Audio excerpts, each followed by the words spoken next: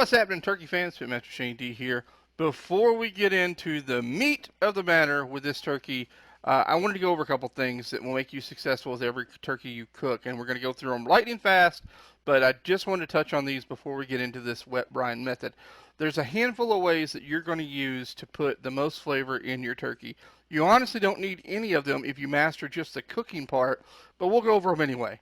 Number one, wet brine versus dry brine. What does that mean? You can either pre-salt your turkeys, put them in the refrigerator overnight, and that will count as a brine, or you can make this wet concoction like we do here in this video and soak your turkeys for a few days and get roughly the same effect. You can choose which one works out best for you. I will say if you wet brine, you must dry the skin properly before you cook it in order to have really good turkey skin at the end. Number two method, injecting. You can inject any concoction of whatever makes you happy to get flavor in that bird. And you know what? That works every time, even if you decide not to brine. Number three, butter under the skin. I like this method. I like taking herb butter, shoving it underneath the skin. You've seen it in a few videos I've done, and it works a treat to really moisturize that, especially the white meat. It does fantastic. And let's talk about number four. None of this matters if you don't cook the turkey properly. And what does that mean? First and foremost, cook this turkey hot and fast. You know, you can start it out for about 30 minutes at 225 if you want to get a little smoke in it, but move that temperature up to above 300. I like 325, 350 to really ensure you have great turkey skin. Listen, it's key. It makes all the difference. I also like to spray the skin with a little cooking spray as a little insurance. So, if you do all of those or any number of those things or pick and choose any of those four things, you will have a successful turkey every single time. So don't get tripped up too much. Don't worry about the wet brine too much. But we're going to cover wet brine in this video just for the sake of argument. Okay? All right, let's jump right in. Okay, this wet brine includes the ingredients you see here. A couple gallons of water, apple cider, the kosher salt, the peppercorns, the bay leaf, the cloves, the garlic, the orange peel, the lemon, the rosemary, the thyme. You're going to see it all go in here. But what I wanted to stress here is that these brines are really a choose your own adventure. You can put just about anything in them as long as you get the salinity balanced out. So this is not a very strong brine. You could go with a much, much, much stronger brine with more salt. So just keep that in mind. So let's get the ingredients added. All right, our brine started out with 2 gallons of water. That's already in the pot. You could totally do this over a burner. We put our apple cider in here. If you don't have apple cider, use apple juice. That's going to be your sweetness here. But I like apple cider if you can get it because it has that punch and that tanginess that you're really going to want in the turkey. So if you have it, great. If you don't, that's fine. You want to use kosher or sea salt here. Do not use table salt. You know, that's a general rule across the board. I never, ever, ever, ever, ever use table salt anymore. I throw some whole peppercorns in here. You don't have to measure this, seriously. The measurements given in this are guidelines, so just throw in, you know, a good amount, right? You'll see. I'm not really heavily measuring much at all here. So you throw in the rosemary.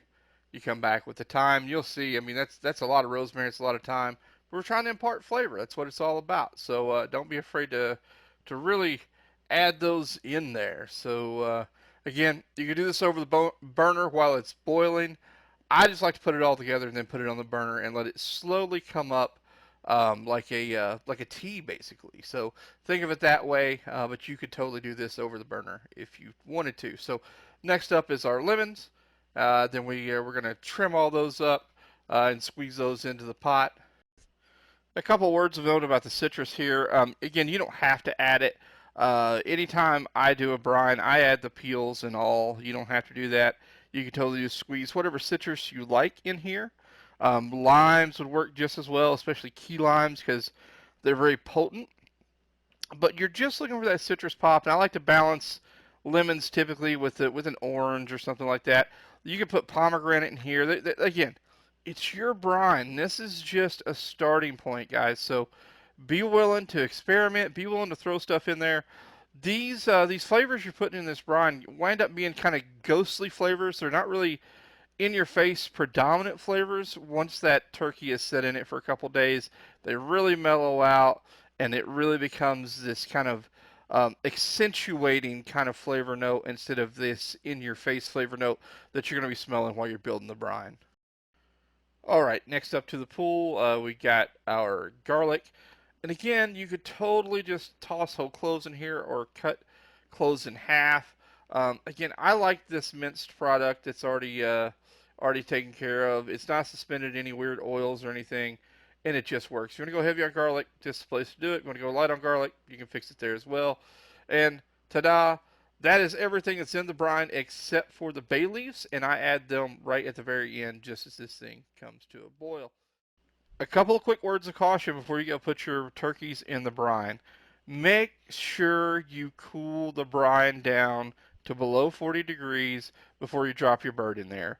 Obviously, it's got to come to a boil, so I let this sit on the stovetop and really come back down to room temperature, and then I'll dump a bunch of ice into it, and I'll put my bird breast side down, and then you're going to let it hang out for a couple days, guys. I say 12 hours in the recipe, but really 24, 48 hours is really better for this. Okay, let's talk injection and cooking, and we're going to touch on this very lightly because honestly, this recipe, the written text really goes into in depth exactly what you need to do. This bird you'll see here, I actually did not inject. I wanted to prove that you can use the simplest cooking method possible and still have a great bird. Now you can attribute the success to the brine if you want, whatever.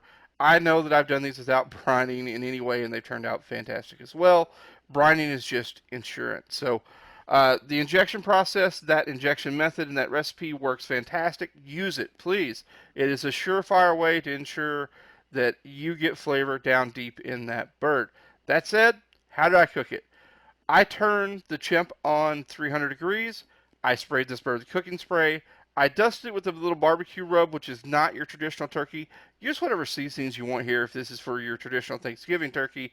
Sage, rosemary, thyme, etc. They all work great here, but I was testing some chicken rubs, and I just wanted to see what it would turn out like. So that's what I used here. So don't sweat what you season it with, but just coat it with cooking spray. Hit it with your rub. Put it in at 300. If you want to go lower for 30 minutes and then crank up the temp, that's fine.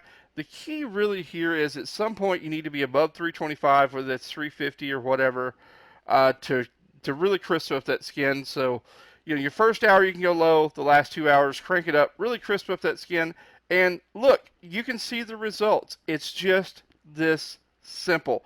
I don't want to belabor the point, folks. You can have great bird without a lot of headache, and these results speak for themselves. All right, that's it. If you have any more questions, check out the YouTube channel for Grilla Grills because there's like 4 other turkey videos. I really go deep dive in those as well, and it should, between this one and those, should cover all of your Thanksgiving needs. So if you have any questions, hit us up, let us know. But as always, folks, I'm Pitmaster Shane D. This is Grilla Grills. We'll catch you next time.